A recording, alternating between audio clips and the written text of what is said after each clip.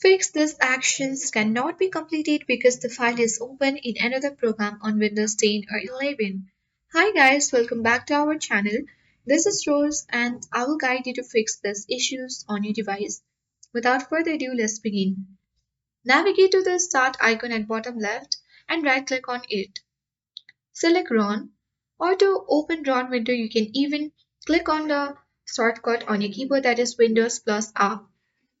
And now you need to delete this and type in resmon.exe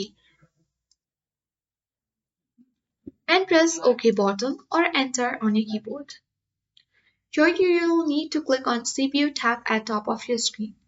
Here you can see the associated handles. Search the handles or the folder or file which you want to delete. So let's type in and hit enter on your keyboard. After that, here you can easily see all your handles. You need to right click on it and click on end process. You need to do the same thing for this as well. And after you have ended the process, you can easily click on this window, reboot your PC, and after that you will fix this actions cannot be completed because file is open in another program on Windows 10 or 11. I hope this guide was helpful. If it was, then do like, share, comment, and don't forget to subscribe. Thank you for watching, and I'll see you in the next video.